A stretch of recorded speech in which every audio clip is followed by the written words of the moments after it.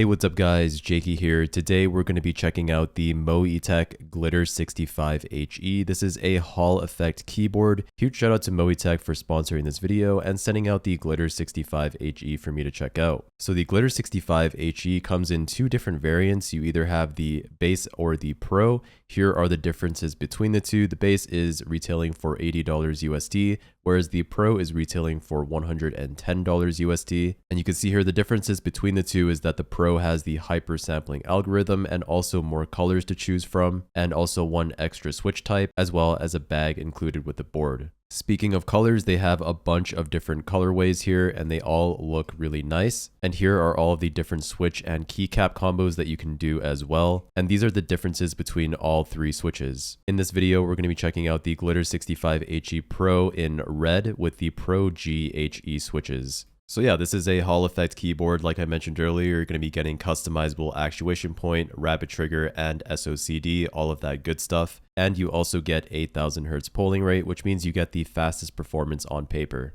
In the box, you are going to get obviously the keyboard itself, and you also get a separate box here with all of the accessories. This keyboard comes with some extra keycaps, as well as a USB-C to USB-A cable. This is just a basic rubber cable, it is not braided, and that is all you're going to get in the box. There is no included switch or keycap puller, which is a shame. Moving on to the keyboard itself, this is what the ruby red colorway looks like. It actually does look quite nice. It is a polycarbonate case, and it is translucent as you can see. On the bottom here, you do have 4 rubber feet, and on the top of the board, you have your USB-C port, which is right in the middle of the keyboard.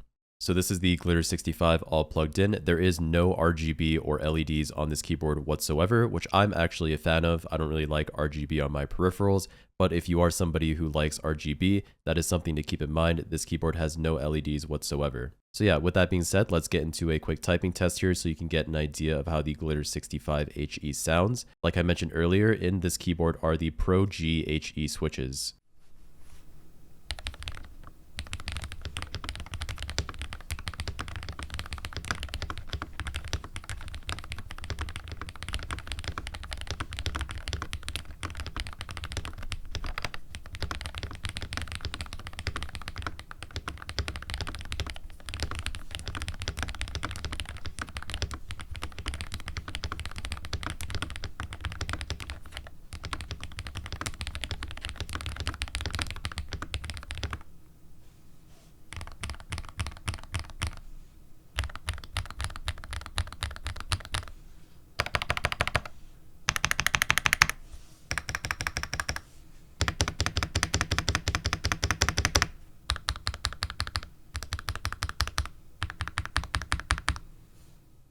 Alright guys, now let's go over the software for the Glitter65 HE.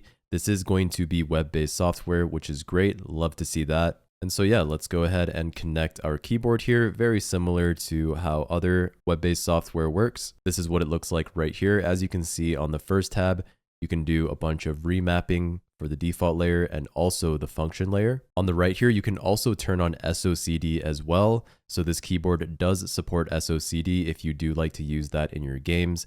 SOCD does provide an advantage for heavy strafing games like Overwatch and CS, although CS2 has actually banned SOCD, so you can no longer use it. But yeah, this keyboard does support that if you do use it in games like Overwatch, for example. And here you can also have SOCD turned on for multiple pairings as well. Alright guys, moving on to the second tab here, this is where you can change your actuation settings as well as your rapid trigger settings. So as you can see here on the top, this is where you can change the rapid trigger setting to whatever sensitivity you want, going all the way down to 0.005. So me personally, I like to use a 0.1 for my rapid trigger. And then on the right here, this is where you can change your actuation. So you can go all the way up to either 3.2, or for me personally, I like to set my actuation point at 1 millimeter. One thing you can do as well, this is for all keys, but you can actually go in and fine tune it for every single key. Just like you can on every other Hall effect keyboard, you can change the keys individually. So for example, if I want my movement keys to be a little bit more sensitive, let's say at 0.5, I can go in here and fine tune that just like this. One thing I would like to see implemented in the future is for them to put the numbers on the actual keys themselves so that you can look at a glance and see what each key is set to. Right now, it's just a little visual indicator, which can kind of be hard to see at a glance. So hopefully in the future, they add to the software something where you can just see it at a glance. But yeah, after that, you can just click save to keyboard and it will save everything here to the keyboard. And there you go. My settings have been applied. You can also do different presets here as well. And then you can just drag and drop it on for some quick presets.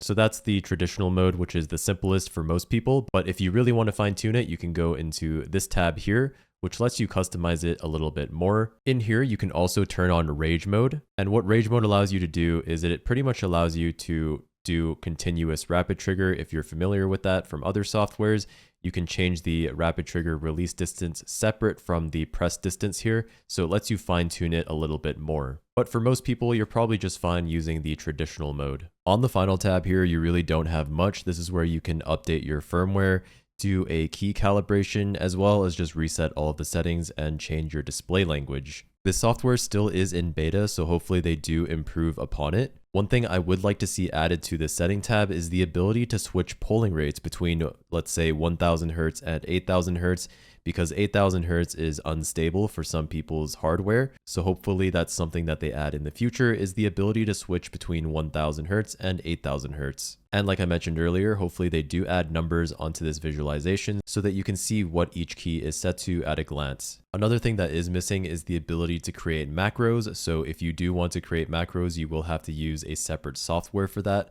So hopefully that is something that they implement further down the line as well. But yeah, guys, that's pretty much the software here for the Glitter65HE. It is still pretty bare bones, but it is again in beta. So hopefully they do improve upon this software and add more features as time goes on.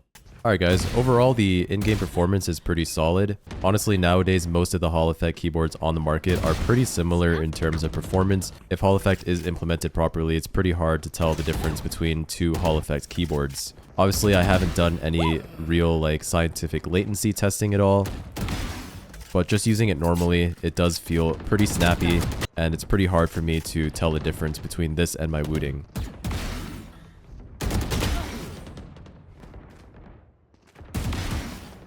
I do have SOCD turned on as well, and it does work as intended. If I hold down my D key and then press my A key without letting go of D, it does override that movement as expected from SOCD.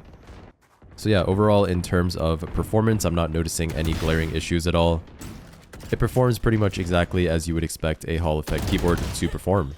So yeah, guys, that was the Glitter65HE from MoeeTech. If you guys are interested in checking out this keyboard, I will leave all of the relevant links in the description below. But that's pretty much it. Hope you enjoyed this video, and I will see you in the next one. Peace.